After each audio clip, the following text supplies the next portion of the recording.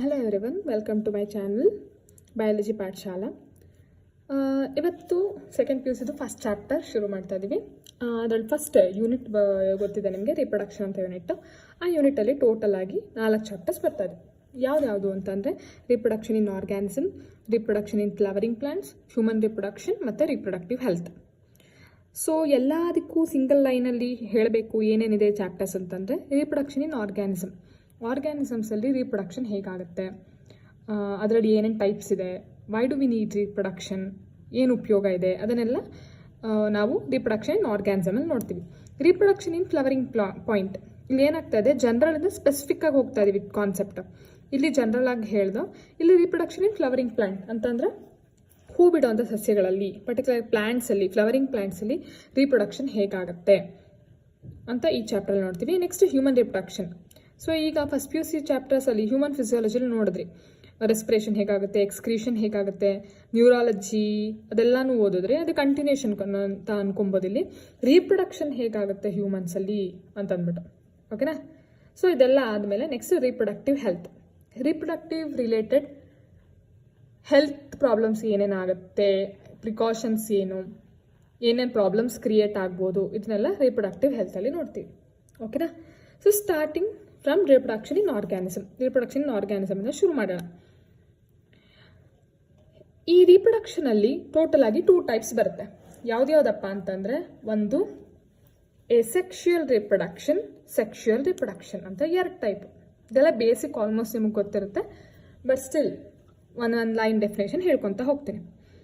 ಎಸೆಕ್ಷುಯಲ್ reproduction ಅಂದ್ರೆ ಹೆಸರೇ ಹೇಳ್ತಾ ಇದೆ, ಇಲ್ಲಿ ಸೆಕ್ಸ್ ಆಬ್ಸೆಂಟ್, ಅಂತಂದ್ರೆ ಆಬ್ಸೆಂಟ್ ಅಂತ ಅರ್ಥ ಮಾಡ್ಕೊಳ್ಳಿ, ಸೆಕ್ಸ್ ಆಬ್ಸೆಂಟ್ ಇರುತ್ತೆ, ಓಕೆನಾ. ಸೆಕ್ಷುಯಲ್ ರಿಪ್ರೊಡಕ್ಷನ್ ಅಂತಂದ್ರೆ ಇಲ್ಲಿ 2 ಮೇಲ್ ಅಂಡ್ ಫೀಮೇಲ್ ಫ್ಯೂಸ್ ಆಗುತ್ತೆ.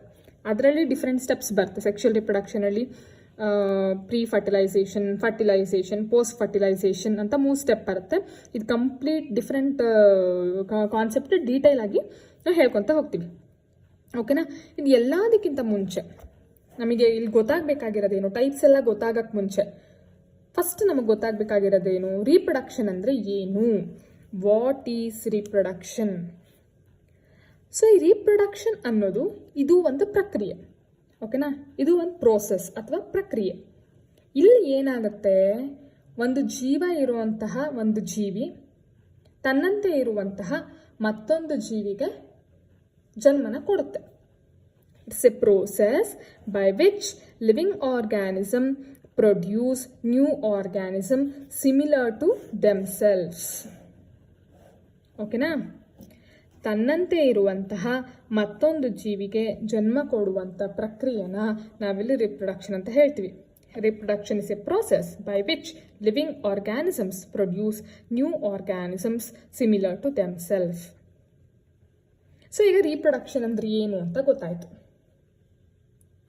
ರೀಪ್ರೊಡಕ್ಷನ್ ಯಾಕೆ ಬೇಕು, ನೆಕ್ಸ್ಟ್ ಕ್ವೆಶ್ಚನ್, ಯಾಕೆ ಬೇಕು ರೀಪ್ರೊಡಕ್ಷನ್ ಇಲ್ಲ ಅಂದ್ರೆ ಏನಾಗ್ಬಿಡುತ್ತೆ, ಅದಕ್ಕೆ ಏನಕ್ಕೆ ಅಷ್ಟೊಂದು ಇಂಪಾರ್ಟೆನ್ಸ್ ಏನು ಅಂತ ಕೇಳಕ್ ಹೋದ್ರೆ, ನಮಗೆ ಗೊತ್ತಿದೆ each and every organism can live only for a certain period of time.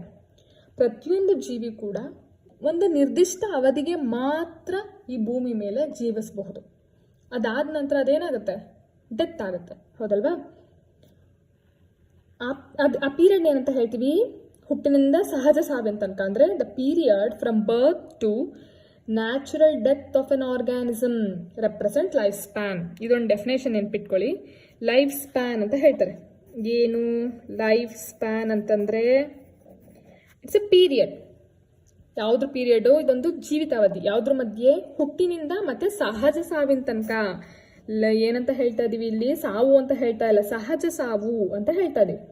It's a period from birth to natural death. ಇದನ್ನ ನಾವು ಏನಂತ ಹೇಳ್ತಾ ಇದೀವಿ, ಲೈಫ್ ಸ್ಪ್ಯಾನ್ ಅಂತ ಹೇಳ್ತಾ ಇದೀವಿ. ಸೊ ಈ ಲೈಫ್ ಸ್ಪ್ಯಾನ್ ಒಂದೊಂದು ಜೀವಿಗೆ ಒಂದೊಂದು ಪೀರಿಯಡ್ ಇರುತ್ತೆ. ಫಾರ್ ಎಕ್ಸಾಂಪಲ್ ಹ್ಯೂಮನ್ಸ್ಗೆ ಗೊತ್ತಾ ನಿಮಗೆ, ಈಗ ವೇರಿಯೇಷನ್ ಆಗುತ್ತೆ obviously, every example has its exceptions. Humans ಅಂತ ಅಂದರೆ 60, 70, 80, 100 ತನಕ ಅಂತ ಅನ್ಕೊಬೋದು. ಅದು ಲೈಫ್ ಸ್ಪ್ಯಾನ್. 100 ಇಯರ್ಸ್ ಆದಮೇಲೆ ಹ್ಯೂಮನ್ಸ್ ಇರಲ್ಲ, ಓಕೆ. ಅದೇ ಥರ ಎಲಿಫೆಂಟ್ಸ್ ಅಂತಂದರೆ 65 to 70 years, rose 5 to 7 years, dogs ಅಂತ ಬಂದರೆ 120 ಇಯರ್ಸ್, ಒಂದು ಚಿಟ್ಟೆ ಇದೆ ಅಂತಾರೆ 1 to 2 weeks, ಕ್ರೋ 15 ಇಯರ್ಸ್. ಇದೆಲ್ಲ ನಿಮ್ಮ NCERT ಕೊಟ್ಟಿದ್ದಾರೆ, ಅದನ್ನ ಅಲ್ಲಿ ಮೆನ್ಷನ್ ಮಾಡ್ಕೊಂಬಿಡಿ ನೀವೇನೆ. ಸೊ ಈ ಲೈಫ್ ಸ್ಪ್ಯಾನ್ ಆದಮೇಲೆ ಜೀವಿಕತೆ ಏನು?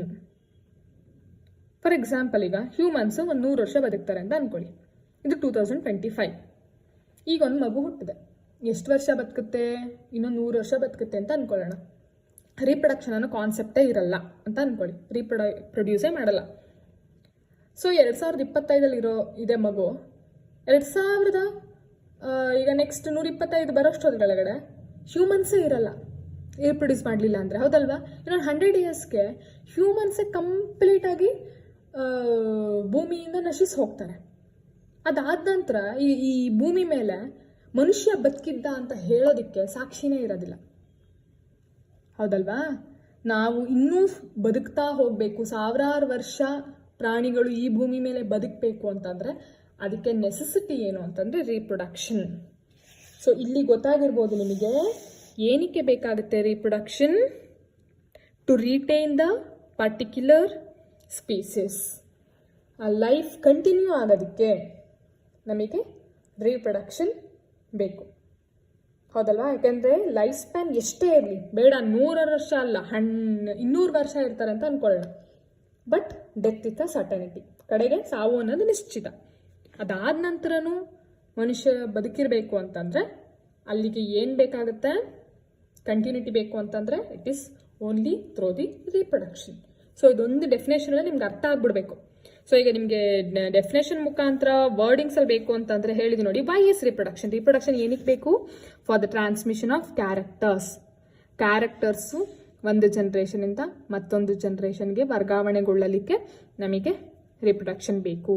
To retain a particular species, ಒಂದು ಪರ್ಟಿಕ್ಯುಲರ್ ಸ್ಪೀಸೀಸ್. ಫಾರ್ ಎಕ್ಸಾಂಪಲ್ ನಾವು ಯಾರು? ಹೋಮೋಸೇಪಿಯನ್ ಅನ್ನೋ ಒಂದು ಜೀವಿ ಸಾವಿರಾರು ವರ್ಷಗಳ ಕಾಲ ಭೂಮಿ ಮೇಲೆ ಬದುಕಬೇಕು ಅಂತಂದರೆ ಅದಕ್ಕಿರೋ ಏಕೈಕ ಮಾರ್ಗ ಏನು ಅಂತಂದರೆ ರೀಪ್ರೊಡಕ್ಷನ್. ಆ್ಯಂಡ್ ಅಷ್ಟೇ ಅಲ್ಲ, ಮತ್ತೇನಕ್ಕೆ ಬೇಕು? ಟು ಕ್ರಿಯೇಟ್ ವೇರಿಯೇಷನ್ ಕ್ರಿಯೇಟ್ ಆಗ್ತಾ ಹೋಗಬೇಕು ರೀಪ್ರೊಡಕ್ಷನಲ್ಲಿ. ತನ್ನಂತೆ ಇರುವಂತ ಹೇಳ್ತಾ ಇದ್ದೀನಿ, ಆದರೆ ಎಕ್ಸಾಕ್ಟ್ ಜೆರಾಕ್ಸ್ ಕಾಪೀಸ್ ಅಲ್ಲ. ಈಗ ಮೂವಿಲೆಲ್ಲ ತೋರಿಸ್ತಾರಲ್ಲ, ತಾತನೂ ಅದೇ ಒಬ್ಬರೇ ಕ್ಯಾರೆಕ್ಟರ್ ಇರ್ತಾರೆ, ಮಗನೂ ಅದೇ ಕ್ಯಾರೆಕ್ಟ್ರು, ಮೊಮ್ಮಗನೂ ಅದೇ ಥರ. ಹಾಗಿರಲ್ಲ, ವೇರಿಯೇಷನ್ ಆಗುತ್ತೆ, ಹೌದಲ್ವಾ? ಪ್ರತಿಯೊಂದು ಜೀವಿನಲ್ಲೂ ನೆಕ್ಸ್ಟ್ ಜನ್ರೇಷನ್ ವೇರಿಯೇಷನ್ ಆಗ್ತಾ ಹೋಗುತ್ತೆ. ಆ ವೇರಿಯೇಷನ್ ಆಗ್ತಾ ಏನಾಗುತ್ತೆ? ಜನ್ರೇಷನ್ ಇಂಪ್ರೂವ್ ಆಗ್ತಾ ಹೋಗುತ್ತೆ. ಆ ವೇರಿಯೇಷನಿಗೋಸ್ಕರ ಕೂಡ ನಮಗೆ ರೀಪ್ರೊಡಕ್ಷನ್ ಬೇಕು. ಓಕೆನಾ?